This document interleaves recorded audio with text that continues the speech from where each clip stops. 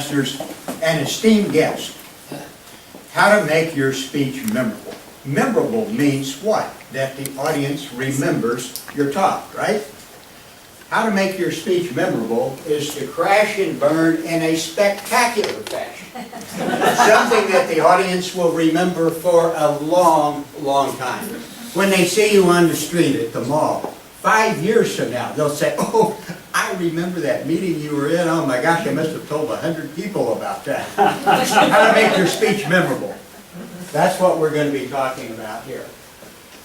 Memorable presentations. People remember about 10% of what they hear, but 2/3 of what they see and hear, as it says in our Toastmaster manual for this particular project. What we're going to do is show 3 ways to fail spectacularly using the simplest of visual aids. These 3 tools that we're going to teach you, and you can take this information to the bank. Sometimes you hear speeches, 3 ways to be successful. Well, really. How to fail? This information is tried and tested, and I guarantee you will go down in flames. So how to fail using a flip chart, a whiteboard, and a video projector. Let's start with the flip chart. This is a flip chart, and as often happens with a flip chart, you tear the pages off and you put them up on the wall. First thing that goes wrong with the flip chart, if you go to a hotel, if there's some markers out there, guaranteed not all of them will write. 10 minutes with the cap off and these markers are dead. You can complain, but the big thing, BYOS. Trust nobody, trust nothing, anywhere, anytime when it comes to doing meetings. Bring your own stuff, bring your own markers. And these are easel markers. These will write on paper. These do not bleed through. If you happen to pick up a marker that is a permanent marker and you are an insurance trainer giving a presentation at the Hilton Hotel in Indianapolis, Indiana with flocked wallpaper, and you are Mr. Big Shot up here doing stuff, they charge $500 for every 3-foot section of the wallpaper. Try telling your boss how the meeting cost an extra $2,000. Very tough. Now, if you want these, it's embarrassing if the paper falls down. If you don't want it to fall down, use duct tape.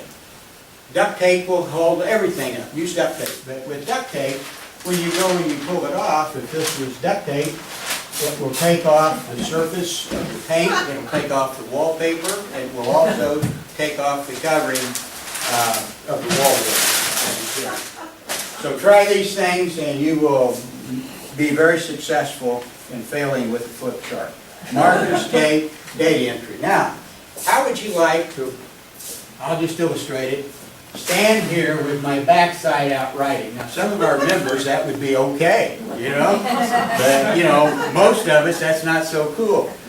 Get a volunteer to write stuff up on the flip chart for you if you're getting information about the meeting.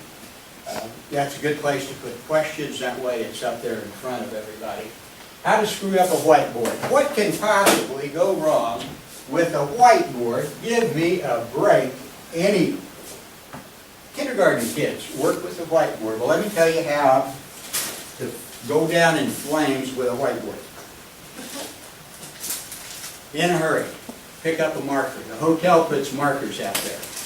Okay, so you pick up a marker, got there a little bit late, and so writing stuff up here, first of all, bring your own stuff, right? Otherwise, these things are going to be dead. This is a dry erase marker.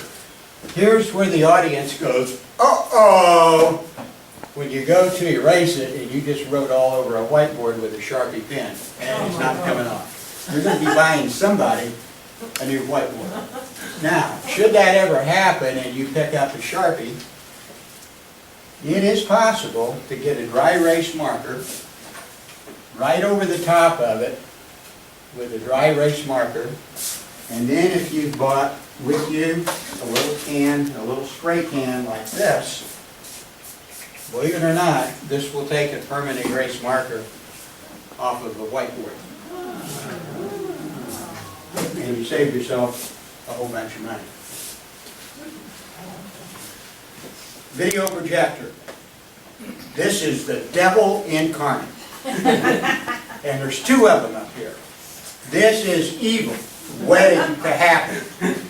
This thing will turn into a transformer, all the different pieces, and turn into a fire-breathing dragon that in front of everybody will attack us and eat us alive. Video projector. Who furnishes the projector? Is it yours? Ken brought his own. I brought mine own. Or if it's we're getting a projector from a facility, that is that's a lot tougher. So bring the cords, bring the hookups. If you're carrying a Mac, never ever leave home without a connector to a video projector. The people that don't use Macs are happy to see your anguish. So, with the video projector, there's a million things that can go wrong. Doing a PowerPoint presentation, it's death by PowerPoint most of the time. I've got a monitor turned so I can do my PowerPoints without having to turn to look at the screen. In an informal situation, not too bad. But with the video projector, especially one like this has got an onboard computer, it's got Wi-Fi, we could hook up every smartphone in this room, run it through the projector, and you could all make presentations. Technology has allowed us to now start to use technology for interactivity. See, there we go. Crash and burn. But to be able to start using technology for interactivity between the audience. We're going to do a talk in here one time. We're going to send out a notice, bring your laptop, bring your phone, and when we start, we're going to ask everybody to turn it on. Amazing grace. Amazing grace is when we crash and burn and we find out that we're still accepted by our friends and fellow Toastmasters. Good luck.